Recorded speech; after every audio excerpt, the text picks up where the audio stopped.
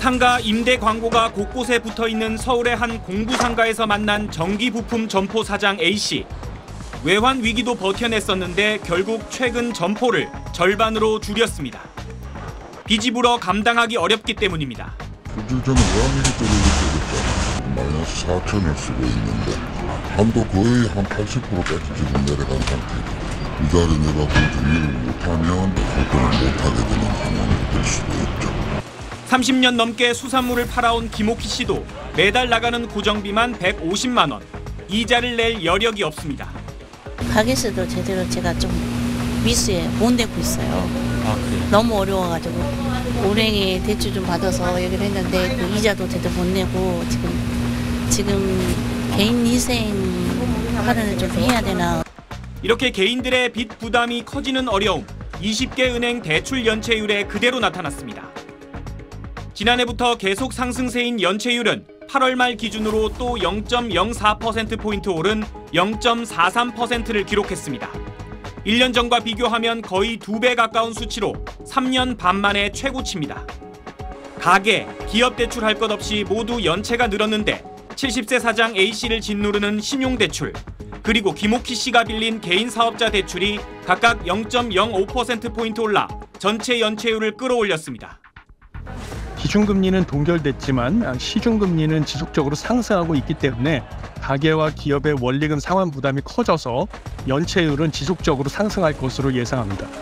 특히 저축은행과 상호금융 등 제2금융권 연체율은 더 우려스러운 수준이라 예고된 고금리 장기화 속 우리 경제 부담을 키우고 있습니다. SBS 고정현입니다.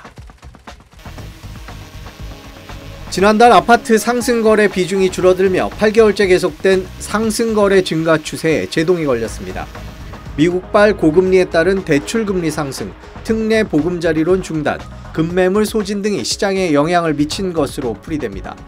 부동산 플랫폼 직방에 따르면 국토교통부 실거래가 자료 등을 분석한 결과 지난달 전국 아파트 매매 거래 가운데 직전 거래보다 가격이 상승한 상승거래 비중이 47.45%로 전월의 47.65%에 비해 소폭 줄었다고 밝혔습니다.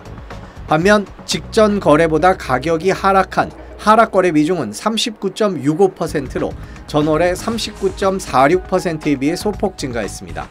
또 대폭 하락에 해당하는 5% 이상 하락 거래 비중은 22.19%로 0.25%포인트 늘었습니다. 서울 지역의 경우 지난달 상승거래 비중은 51.62%로 전월보다 1.26%포인트 줄었으며 하락거래 비중은 32.5%로 1.71%포인트 증가했습니다. 이런 현상은 아직 집계가 진행 중인 10월에도 이어지고 있는데 지난 22일을 기준으로 보면 10월의 전국 하락거래 비중은 41.93%로 하락거래 비중이 다시 40%를 돌파했습니다. 서울의 경우 10월 상승거래 비중이 45.88%로 5개월 만에 50% 미만으로 줄어들었으며 하락거래 비중은 36.94%로 늘었습니다. SBS 손승욱입니다. 이번 주 전국 아파트 매매가와 전세가는 각각 0.07%, 0.15% 올랐습니다. 이런 분위기 탓에 부동산 수요자 과반수가 연내 추가 대출 생각이 있다라고 답할 정도로 이른바 대출로 집 사자는 분위기가 되살아난 듯했습니다. 하지만 최근 계속된 고금리 여파로 분위기가 바뀌고 있습니다. 상반기만 해도 거래가 많이 이루어지면서 약간 전세금이 올라갔거든요. 근데 지금 좀 때문에 미국금리 올라간다고 하고 은행이 뭐 25% 했으니까 올라가고 그렇지. 대출자들 부담도 커지고 있습니다. 5대 시중은행은 주택담보대출 금리를 7%까지 올렸습니다. 9개월여 만에 최고입니다.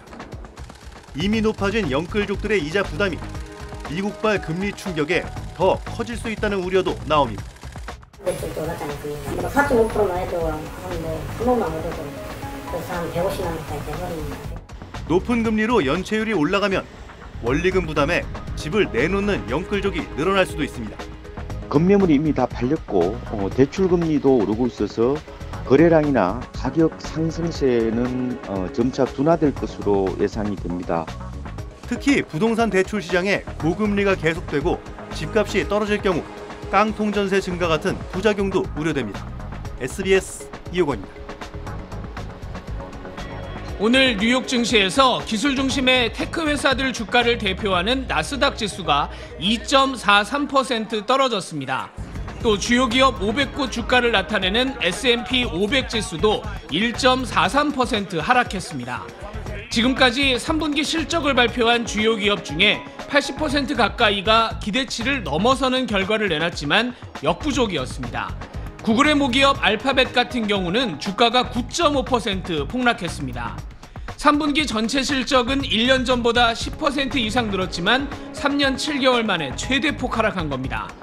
경기와 상관없이 관심이 큰 AI 시장에서 경쟁력의 척도로 여겨지는 클라우드 분야 실적이 기대만 못했다는 이유가 불거졌습니다. 동시에 세계 최대 전자상거래 회사 아마존은 5.58%, 애플도 1.36% 각각 떨어졌습니다. 이렇게 기술 중심 회사 주식들이 오늘 떨어진 건 고금리 영향이 큰 걸로 해석됩니다. 지금은 실적이 괜찮다고 하더라도 고금리가 한동안 이어지면 기업 투자가 줄고 금융 비용이 늘면서 실적이 떨어질 거란 걱정이 두드러졌기 때문입니다. We have a very important earnings season coming up, and I think we're going to get some answers as to how important and how impactful the rate move has become. 다만 클라우드 분야에서 혼자 기대 이상 실적을 낸 마이크로소프트만 3% 이상 올랐습니다. 뉴욕에서 SBS 김범주입니다.